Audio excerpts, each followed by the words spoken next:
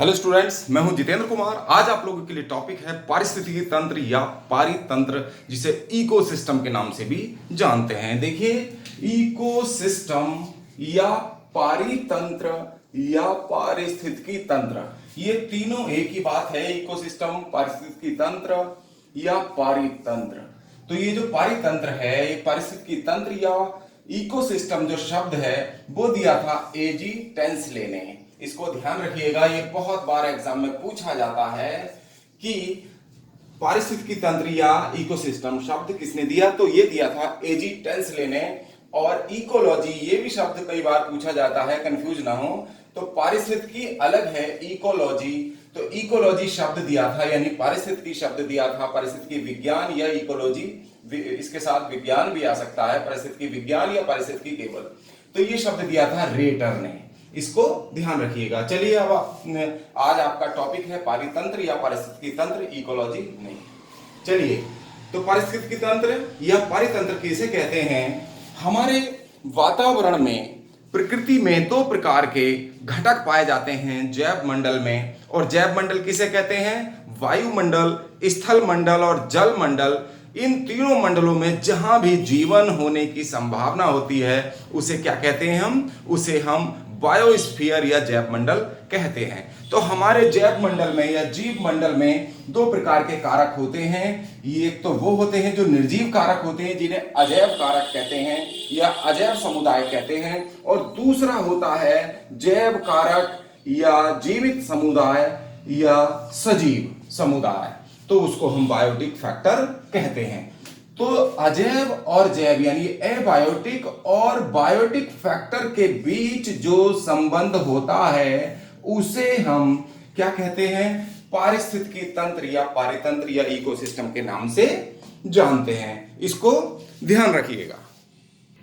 इसी से हम परिभाषा बना सकते हैं कि पारिस्थितिकी तंत्र या पारितंत्र किसे कहते हैं। तो बहुत आसान है, क्या लिखेंगे हम? अजैव समुदाय या अजैव कारक, एक ही बात है। समुदाय भी लिख सकते हैं हम, कारक भी लिख सकते हैं। अजैव समुदाय तथा जैव समुदाय के मध्य संबंध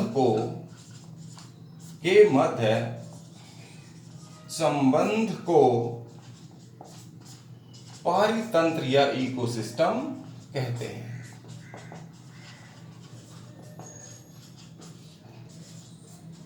ये इसकी डेफिनेशन हो गई है। चलिए, अब आगे चलते हैं। तो पारितंत्र क्या है? अजैव तथा जैव समुदाय के मध्य जो संबंध है, इंटर रिलेशनशिप है, तो उसको हम क्या कहते हैं? इकोसिस्टम कहते हैं। अब देखिए, एबायोटिक फैक्टर कौन कौन से होते हैं। तो एबायोटिक फैक्टर तीन प्रकार के होंगे। क्लाइमेटिक फैक्टर होंगे, यानी जलवायवीय कारक। जलवायवीय कारक होते हैं जल, ताप और सूर्य का प्रकाश।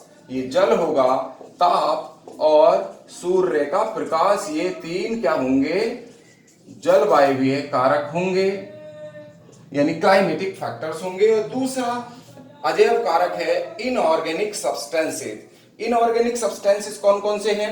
जैसे ऑक्सीजन है, नाइट्रोजन, हाइड्रोजन, यानी कि जिनमें कार्बन नहीं होगा ऐसे पदार्थ, वो सब क्या कहलाएंगे? इनऑर्गेनिक पदार्थ कहलाएंगे। कैल्शियम, सल्फर, फास्फोरस आदि। चलिए, अब आता है ऑर्गेनिक सब्सटेंसेस। ये सब कैसे पदार्थ हैं? निर्जीव पदार्थ हैं। और इन निर्जीव पदार्थों का संबंध जीवित पदार्थों से होता है, यानी कि जीवित पदार्थ इन्हीं पदार्थों पर डिपेंड होते हैं। अगला देखिए, कार्बनिक पदार्थ होते हैं जिनमें कार्बन पाया जाता है। प्रोटीन, कार्बोहाइड्रेट्स और लिपिड्स, ये जो है क्या होते हैं? एबायोटिक फैक्टर के कार्बनिक पदार्थ होते हैं। ऑर्गेनिक सब्सटेंसेस होते हैं जिनमें कार्बन पाया जाता है। अब आते हैं देखिए बायोटिक फैक्टर्स पर। अब देखिए, बायोटिक फैक्टर्स या बायोटिक कंपोनेंट्स यानी जैव कारक। अब जीवित पदार्थ कौन कौन से होते हैं? जीवित पदार्थ जो है ना, देखिए तीन प्रकार के होते हैं। स्वयंपोषी यानी ऑटोट्रॉफ्स, हेटेरोट्रॉफ्स और डीकंपोजर्स, यानी कि स्वयंपोषी, परपोषी और अपघटक या अपघटन करता।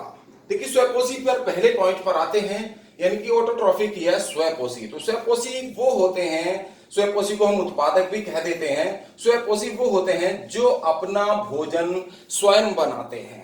इसको ध्यान रखिएगा, जो अपना भोजन स्वयं बनाते हैं, भोजन के लिए इसी को परिभाषा बना लेते हैं हम। इन्हीं लाइंस को जो हम बोलते हैं वही आप लोग जब नोट्स बनाएं तो इसको लिख लेंगे तो जो अपना भोजन स्वयं बनाते हैं और भोजन के लिए किसी दूसरे जीव पर निर्भर नहीं रहते, उन्हें क्या कहते हैं? हम स्वयंपोषी कहते हैं।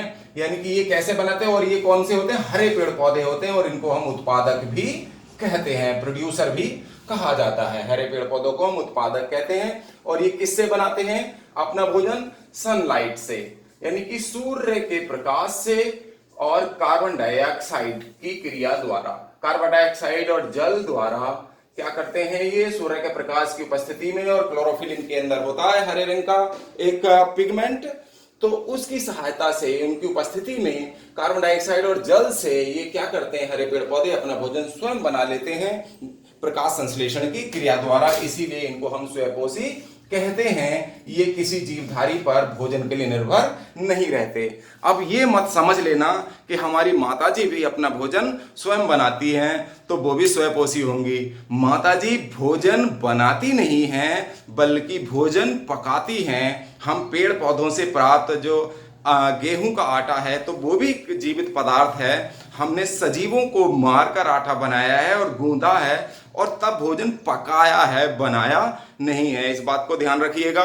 हम दालें खाते हैं वो भी पेड़ पौधों से खाते हैं। मांस, मछली, मीट, अंडा, ये भी जितनी भी चीजें हैं, दूध, जो भी चीजें हम सजीव प्रयोग करते हैं वो हम दूसरे पदार्थों से ही प्राप्त करते हैं, यानी कि दूसरे जीवों से प्राप्त करते हैं। तो इसलिए हम स्वयंपोषी बिल्कुल नहीं हुए, इस बात को ध्यान रखना। और आपकी माता जी भी स्वयंपोषी नहीं हुई, वो भी परपोषी हैं। चलिए आगे को पढ़ते हैं।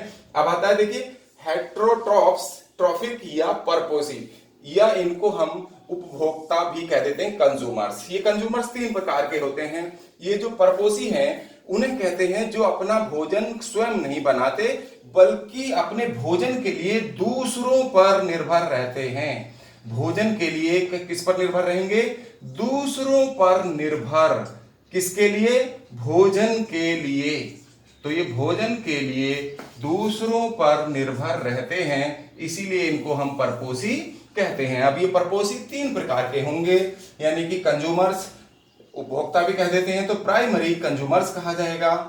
तो पहला है प्राथमिक उपभोक्ता। ये शाकाहारी होते हैं, ये मांस भक्षी नहीं होते और ये घास फूस यानी हरे पेड़ पौधों पर, उत्पादकों पर ही निर्भर रहते हैं। टिड्डी, गाय, बकरी, चूहा, खरगोश, हिरन, भैंस आदि ये सब शाकाहारी, और भी कोई शाकाहारी जितने भी जीव जंतु हैं। तो जो सिर्फ शाक सब्जियां या पेड़ पौधों पर ही निर्भर रहते हैं उनको हम शाकाहारी कहते हैं। ये प्राथमिक उपभोक्ता होते हैं। सेकेंडरी, अब दूसरा आता है सेकेंडरी कंज्यूमर्स, यानी कि द्वितीयक उपभोक्ता। इस द्वितीयक उपभोक्ता मांसाहारी होते हैं, यानी कार्निवोरस होते हैं। और ये क्या होते हैं? मेंढक, सांप आदि। और ये अपना भोजन इनसे, यानी कि प्राथमिक उपभोक्ताओं से प्राप्त करते हैं, यानी कि प्राथमिक उपभोक्ताओं को अपना भोजन बनाते हैं।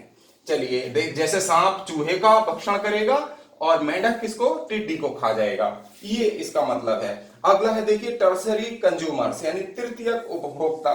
तीसरे प्रकार के उपभोक्ता होते हैं, ये भी मांसाहारी होते हैं, जैसे शेर, चीता, बाज। ये सब, शेर किसको खा लेगा? बाज जो है किसको खा लेगा? सांप को। और शेर इनमें से प्राथमिक उपभोक्ताओं को भी भोजन बना सकता है और द्वितीयक उपभोक्ताओं को भी।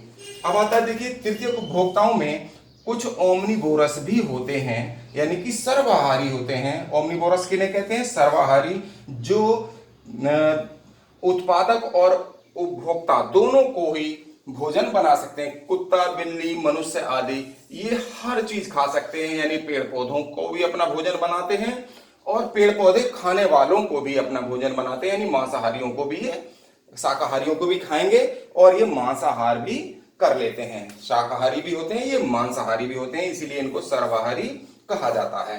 अब आते हैं, देखिए, डीकंपोजर्स। डीकंपोजर्स वो होते हैं अपघटनकर्ता। ये सेप्रोबिक होते हैं या सेप्रोफिटिक होते हैं, मृतोपजीवी, सड़े गले या मृत पदार्थों पर ही ये क्या करते हैं? उगते हैं या उनको अपना भोजन बनाते हैं। और सेप्रोफिटिक यानी मृतोपजीवी कौन कौन होंगे? बैक्टीरिया और फंजाई, यानी कि जीवाणु तथा कवक।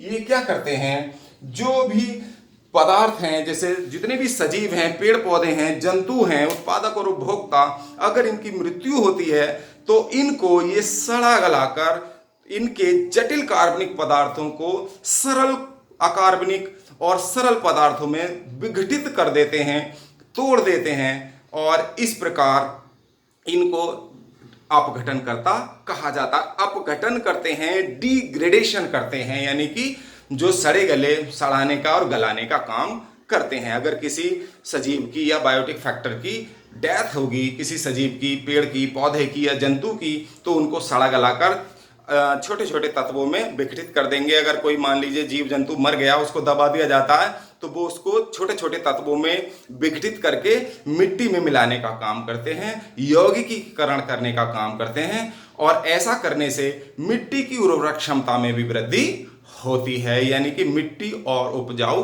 हो जाती है।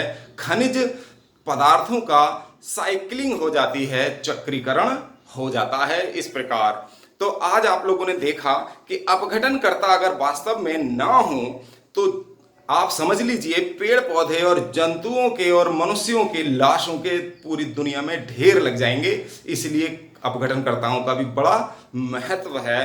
कोई भी चीज ना गलेगी ना सड़ेगी, तो इसलिए अपघटनकर्ता भी इस प्रकृति में अपना महत्वपूर्ण रोल या भूमिका रखते हैं। आज आप लोगों को ये पारितंत्र टॉपिक कैसा लगा, पसंद आया तो कमेंट करिएगा, लाइक और शेयर करिए, और जिन स्टूडेंट्स ने अभी तक हमारे चैनल को सब्सक्राइब नहीं किया है वो आज ही हमारे चैनल को सब्सक्राइब कर दें और बेल आइकन का बटन भी दबा दें, जिससे आने वाले वीडियोस की नोटिफिकेशन आपको समय पर मिल जाए। आपका बहुत बहुत धन्यवाद। आपका मंगल हो।